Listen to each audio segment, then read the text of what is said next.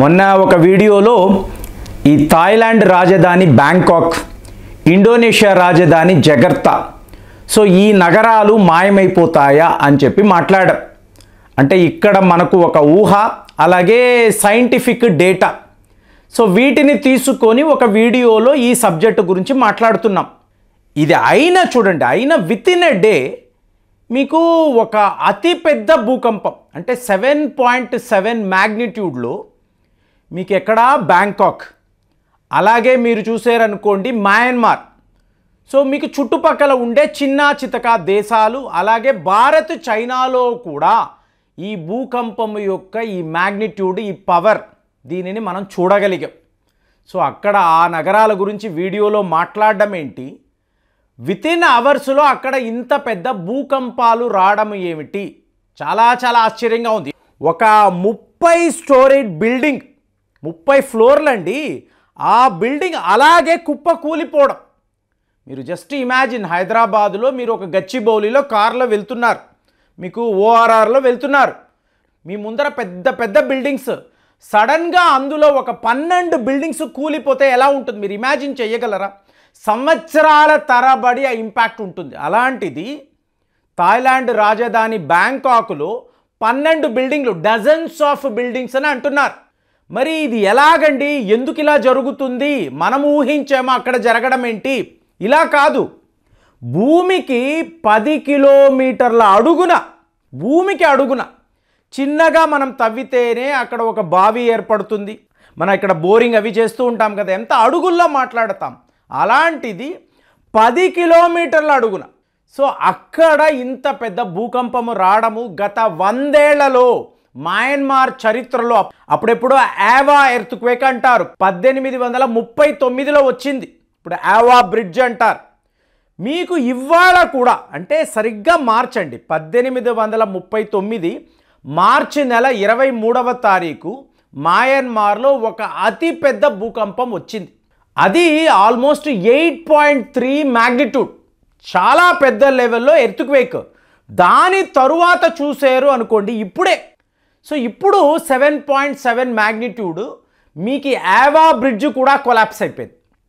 కానీ ఇక్కడ ఏంటి, మయన్మార్ అన్నప్పుడు అక్కడ మిలిటరీ పాలన, అక్కడ జుంటా యొక్క గవర్నమెంట్, సో వాళ్ళు నిజాలు ఎప్పుడూ చెప్పరు. సిమిలర్ టు చైనా, అక్కడ ఏం జరుగుతుందో ఎవరికీ తెలియదు.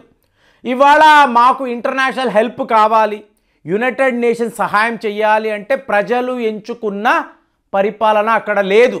అలాంటప్పుడు ఒక జుంటాను నమ్ముకొని మీకు సహాయం అనేది ఒక్క చైనా మాత్రమే చేయగలదు. ఎందుకు?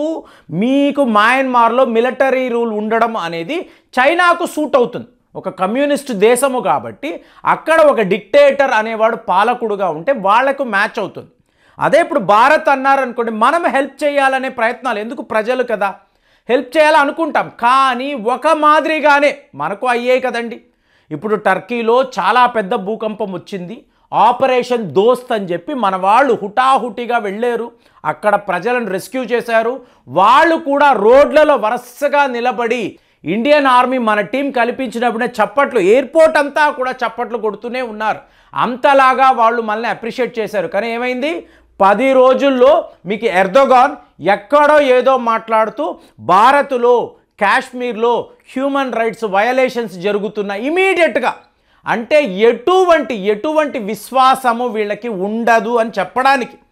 అడిగితే ప్రజలకే కదా చేశారు, నాకు ఏమైనా చేసావా అని అడుగుతాడు.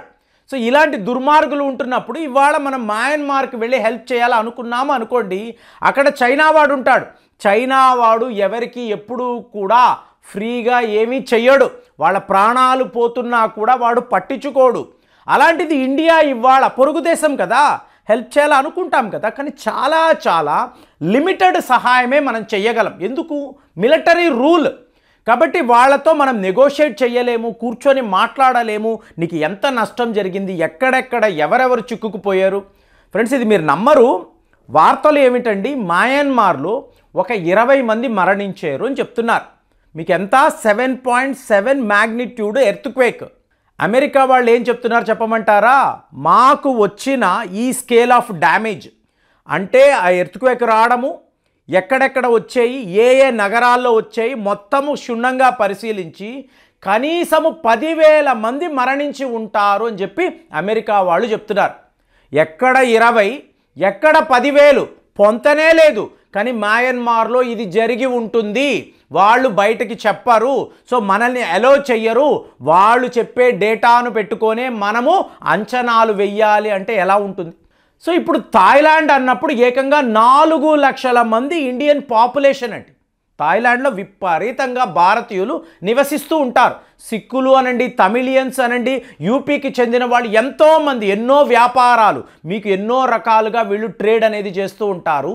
ఇప్పుడు ఈ 4 లక్షల మంది సురక్షితంగా ఉన్నారా? వీళ్ళకి ఏమైనా అయ్యిందా? ఇది ఇండియన్ గవర్నమెంట్ యొక్క కన్సర్న్. కాబట్టి థాయిలాండ్కి కూడా మనం హెల్ప్ చేయాలని అనుకుంటాం, అక్కడికి వెళ్ళి చేసే అవకాశం. కానీ మీరు గమనించారనుకోండి, ఈ సైంటిఫిక్ ఎవిడెన్సులు చూస్తే బ్యాంకాక్ అనబడే నగరం నిమిషాలలో ఒక డజన్స్ ఆఫ్ బిల్డింగ్స్ అట్లా మీ కళ్ళ ముందే కుప్ప కూలిపోవడం అనేది జస్ట్ ఇమాజిన్ చేయలేమండి.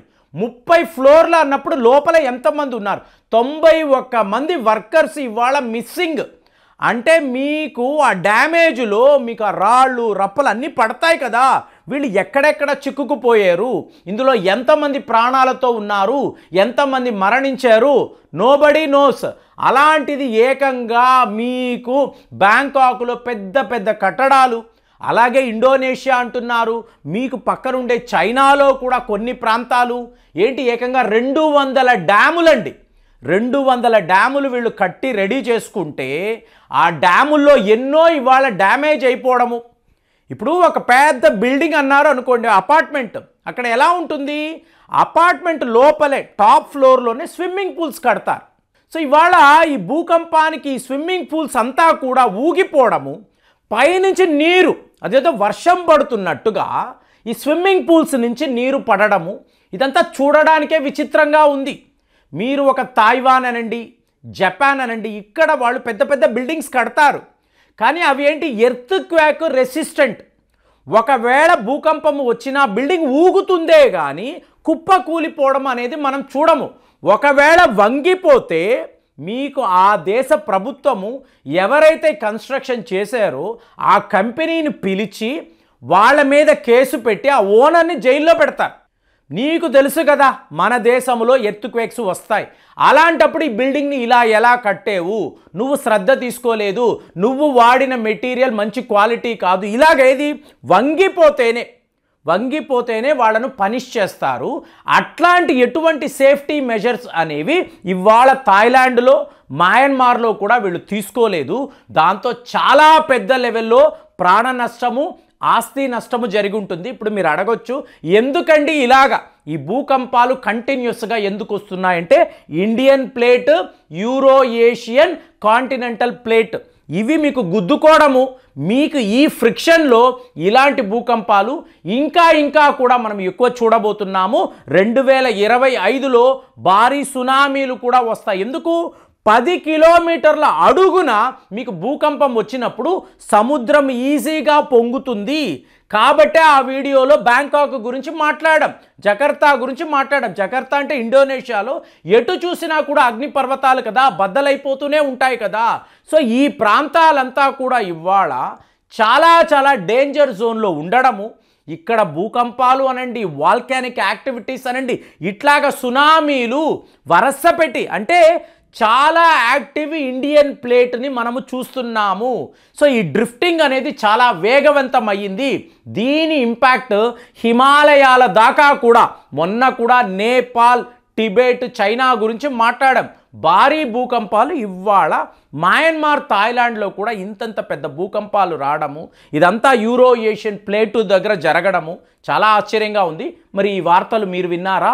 ఆ వీడియోలు మీరు చూసారా? కామెంట్స్లో రాయండి. మళ్ళీ వచ్చే వీడియోలో కలుద్దాం. జై హింద్.